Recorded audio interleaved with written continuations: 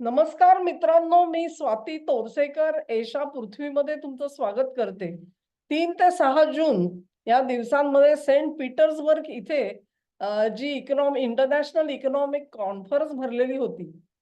त्याच्यामध्ये भाषण करताना पुतीन यांनी अनेक महत्वाचे मुद्दे मांडले. त्याचा जो विचार आहे तो मी एका वेगळ्या व्हिडिओमध्ये करणार आहे, कारण हे भाषण अतिशय रोचक आहे आणि ते मुद्दे समजून घेतल्याशिवाय आपल्याला सध्याचं आंतरराष्ट्रीय राजकारण कुठल्या दिशेने वाहतंय ह्याचा थोडासा वेध घेणं कठीण जाईल.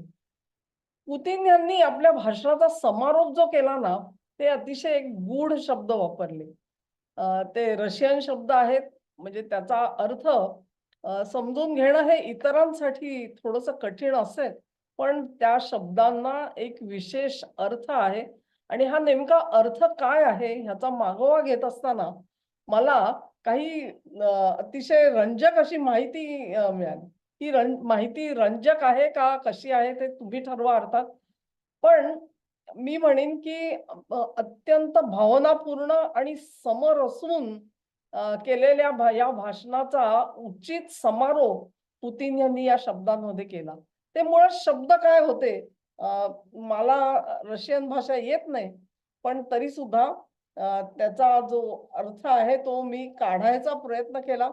ते शब्द असे आहेत, राबोते तुवारिष्की, राबोते तुवारिशची. थोडासा प्रयत्न केला आणि त्याचा अर्थ असा कळला, की वर्क माय कॉम्रेड्स, वर्क माय कॉम्रेड्स.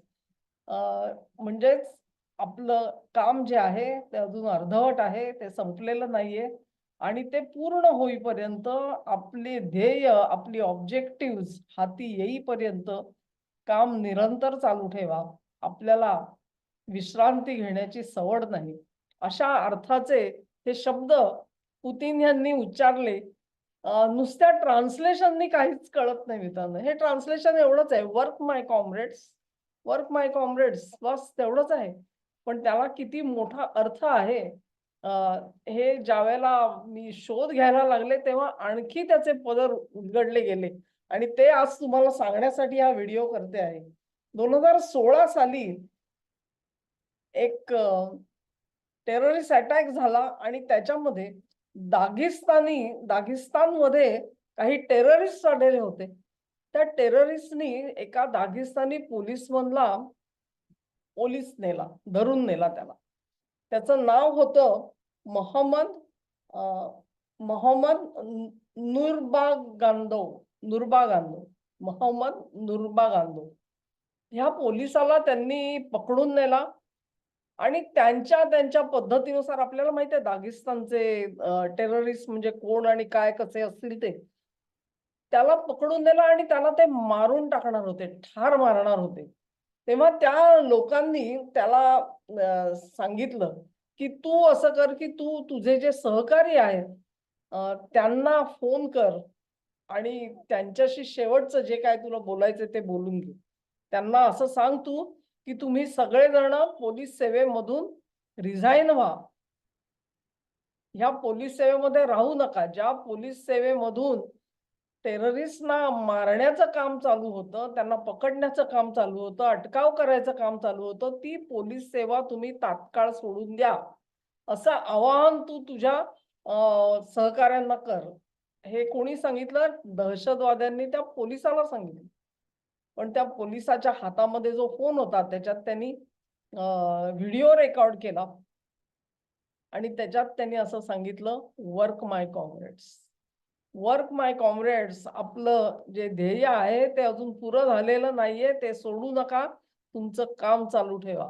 मी कदाचित मरणार आहे. मी कदाचित मरणार आहे, पण काम तुम्हाला पुढे चालू ठेवायचंय.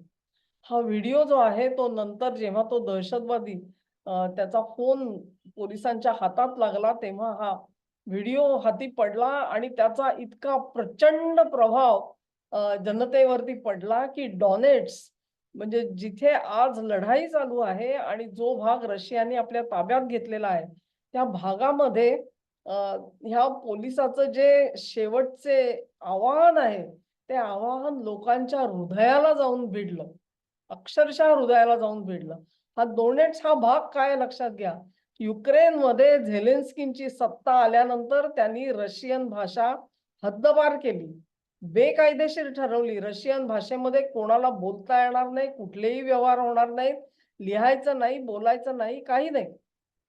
त्या अगोदरपर्यंत हा डोनेट्स हा जो भाग आहे, तिथे रशियन प्रजा राहते आणि वर्षानुवर्ष राहतायत ते. आज आणि उद्याकडे नाहीयेत. हा जो भाग आहे, हा मूळचा रशियाचा भाग होता. रशियाने सोव्हिएट संघाच्या काळामध्ये हे प्रांत युक्रेनला दिले, की ठीक आहे तुम्ही सगळे एकत्र येऊन याला आपण युक्रेन म्हणू म्हणून. पण आता युक्रेनला ते सगळे डोळ्याखाली सलता आहेत. तेव्हा त्या डोनेट्समध्ये त्या रशियन जनतेनी एक ठराव पास केलेला होता, की आम्हाला युक्रेनमधून बाहेर पडायचंय विघटनाचा. आम्हाला हे सरकार नको आहे झेलेन्स्कीचं. आणि त्यांच्या लोकभावनांचा आदर ठेवून पुतीन यांनी एक प्रकारे त्यांना आज स्वातंत्र्य बहाल केलेलं आहे. त्या डोनेट्स या प्रांतामध्ये हा जो नुर्बागंदो हा जो पोलीस आहे आणि त्याचं शेवटचं आव्हान वर्क माय कॉम्रेड्स हे इतकं प्रसिद्ध आहे, हे लोकांच्या हृदयाला जाऊन भिडलेलं आहे, की अनेक लोक त्याचा वारंवार उल्लेख करत असतात. तुम्हाला तो व्हिडिओ जो आहे तो इंटरनेटवरती सुद्धा बघायला मिळेल. पण डॉनेट्स मधले अनेक जे लॉ एन्फोर्समेंट ऑफिसर्स आपण म्हणतो, म्हणजे सुरक्षा कर्मी जे आहेत आणि ऑफिसर्स आहेत, ते अनेक वेळेला त्याचं पोर्ट्रेट घेऊन फिरताना दिसतात आणि त्याच्यावरती वर्क माय ब्रदर्स असं लिहिलेलं असतं. ही एक कायमस्वरूपी घोषणा झालेली आहे. डॉनेट्स म्हणतो आपण त्या एकंदर भागासाठी. तेव्हा हा जो रेफरन्स आहे हा अत्यंत महत्वाचा आहे. पुतीन यांनी आपल्या भाषणामध्ये त्या डोनबास मधल्या जनतेला एक प्रकारे आश्वासन दिलं, की मी असेन किंवा नसेन, म्हणजेच कदाचित अमेरिकेला, कदाचित युक्रेनला माझा जीव घेण्यामध्ये कदाचित यश मिळेल, पण तुम्ही काम थांबवू नका. तुम्ही आपलं काम फत्ते करा. आपली मोहीम फत्ते करा, असा संदेश देऊन पुतीन थांबले. इतकी ज्याला मी म्हणेन इन्स्पायरिंग म्हणजे चेतना देणारी ही घटना आहे आणि हा सगळा प्रसंग आहे. त्याच्यातून कल्पना करून म्हणजे आपण असं म्हणू शकतो, की असं जर का आपल्या देशामध्ये असा एखादा पोलीस पकडला गेला असता आणि त्याचे शेवटचे शब्द जर का असे व्हिडिओच्या रूपाने आपल्यापर्यंत आले असते, तर आपल्या काय प्रतिक्रिया असत्या मित्रांनो? त्याच प्रतिक्रिया आज डोनबासच्या लोकांच्या मनामध्ये निश्चित आहेत. पण हे जे शब्द आहेत ना, या शब्दांना आणखी एक संदर्भ आहे आणि तो खास करून रशियाच्या संदर्भामध्ये आहे. आणि तो संदर्भ काय आहे, तो सुद्धा मला तुम्हाला सांगायचा आहे. रशियामध्ये 1960च्या दशकामध्ये एक अतिशय लोकप्रिय अशी मालिका होती. आणि ही मालिका एका कादंबरीवरती आधारित होती. या कादंबरीमध्ये एका धुरंधराची कहाणी होती. रशियन धुरंधर अर्थातच. हा जो गुप्तहेर होता, हा रशियन गुप्तहेर हा अन्यत्र जायचा आणि त्याच्या विविध साहसी कथांच्या मालिकाच्या मालिका लागलेल्या होत्या. आज सुद्धा त्यांची जी व्हिक्टरी डे परेड असते, त्या दिवशी बरोबर ही मालिका रशियन टीव्हीवरती अजूनही दाखवली जाते. तिचा जो हिरो होता, त्याचं नाव होतं स्टिअरलिट्स. स्टिअरलिट्सच्या बाबत असं म्हटलं जातं म्हणजे मार्क्स ऑटो फोन स्टिअरलिट्स असं त्याचं पूर्ण नाव आहे त्या हिरोचं. आणि हा हिरो त्या मालिकेमध्ये वेगवेगळ्या प्रकारच्या हेरगिरीच्या मोहिमांवर जातो आणि त्या कशा फत्ते करतो त्या दाखवलेल्या असतात. आणि तो एका मालिकेमध्ये एका एपिसोडमध्ये असं बोलताना शेवट करत असताना वर्क माय कॉम्रेड्स असं म्हणतो आणि परत एकदा बर्लिनला जायला निघतो. म्हणजे हेराच्या आयुष्यामध्ये, एखाद्या गुप्तहेराच्या आयुष्यामध्ये एक मोहीम फत्ते केली, की एक प्रकारे आपला जीव वाचला, प्राण बचावून आपण परत आलो म्हणून कदाचित ते निश्वास टाकत असतील. पण त्यातून काही होत नाही. पुढची मोहीम त्यांची वाट बघत असते आणि ती वाट बघत असते तिथे ते तेवढ्याच डेडिकेशननी परत एकदा कामावरती निघतात. तेव्हा हा जो स्टिअरलिफ्ट्स होता, मार्क्स ऑटोफोन स्टिअरलिफ्ट्स हा वर्क माय कॉम्रेड्स म्हणजे मला आता पुन्हा एकदा माझ्या कामगिरीवर निघायचं आहे. तुम्ही देखील काम करा. हे जे आव्हान आहे, हे त्या मालिकेमध्ये सुद्धा होतं.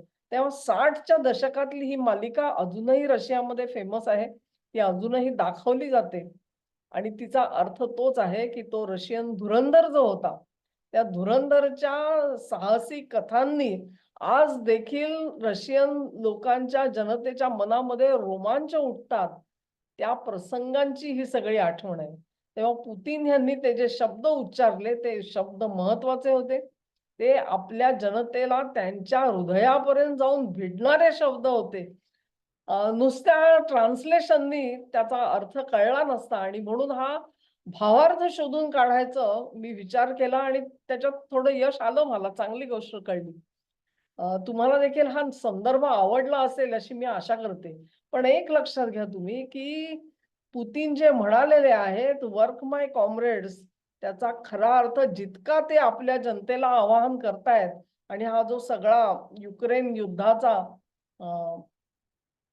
एक मोठं अग्निदिव्य त्यांनी हातात घेतलेलं आहे. त्याच्या मागे जनतेने उभं राहावं, ही जशी त्यांची इच्छा आहे, तशीच हा सर्वात मोठा इशारा झेलेन्स्कीला दिला गेलेला आहे. आणि झेलेन्स्कीनी हे समजून घ्यावं, की वर्क माय कॉम्रेड्स अंतिम ध्येय साध्य होईपर्यंत पुतिन शांत बसणार नाहीत. त्यांना तुम्ही कुठच्याही धमक्या द्या, 4 ड्रोन देऊन तिकडे आपटा. ही कॉन्फरन्स चालू असताना सुद्धा झेलेन्स्कीनी तिथे ड्रोन अटॅक केले. सेंट पीटर्सबर्ग जवळ हल्ले केलेले आहेत तिकडे. आणि त्याची किंमत युक्रेनला आता भोगावी लागणार आहे. कारण तुम्हाला त्या ती कॉन्फरन्स झाली आणि तिथे अनेक देशांनी हजेरी लावली. तिथे पुतिन बोलत आहेत, तुमच्या पोटात का डचमळतंय? त्या तुम्हाला युद्ध उकरून काढायचंय, भांडण उकरून काढायचं आहे. हे झेलेन्स्कीने सिद्ध केलं. तेव्हा झेलेन्स्कीने आता सावध राहावं. कारण पुतिननी अंतिम इशारा दिलेला आहे, की जो काही निर्णय व्हायचा असेल या युद्धाचा तो अंतिम रणांगणात होईल आणि वर्क माय कॉम्रेड्स तेव्हा त्याचा अंत जो आहे तो अंत झेलेन्स्कीला सत्तेवरून खाली खेचण्यापर्यंत पुतिन थांबतील असं मला वाटत नाही. तेव्हा झेलेन्स्कींची सत्ता तर जाईलच. अर्थात फिजिकली त्यांना एलिमिनेट करतील का नाही ह्याच्याबद्दल मी बोलू शकत नाही. पण त्यांनी त्याच पद्धतीने पुढे जायचं ठरवलं तर कदाचित ते सुद्धा होऊ शकेल. इशारा खरा आहे तो झेलेन्स्कीला आहे आणि झेलेन्स्कीच्या मागे लपलेले जे बदमाश आहेत त्या बदमाशांबद्दल मी अनेक वेळा बोललेली आहे. त्यांच्यासाठी तो इशारा आहे. त्या पुतिन यांचं परत एकदा अभिनंदन. आपल्या जनतेला आपल्या सोबत ठेवणं आणि ह्या सगळ्या ज्या दुखऱ्या घटना आहेत, त्या दुखऱ्या घटनांमध्ये मी तुमच्या सोबत आहे. मी तुमच्या भावनांशी सहमत आहे हे दाखवून देणारा नेता हा खूप मोठा लोकनेता असतो. पुतिन हा एक महाराक्षस कसा आहे, तो नवा हिटलर कसा आहे, म्हणून पाश्चिमात्य जगताने कितीही प्रचार केला तरी देखील रशियन जनता ही त्यांना का बाजूला सोडत नाही ह्याचं कारण तुम्हाला या भाषणाच्या शेवटामध्ये मिळू शकेल. हा व्हिडिओ तुम्हाला आवडला असेल अशी आशा करते. तुम्हाला आवडला असेल तर लाईक करा, शेअर करा आणि चॅनेलला सबस्क्राईब करा. धन्यवाद.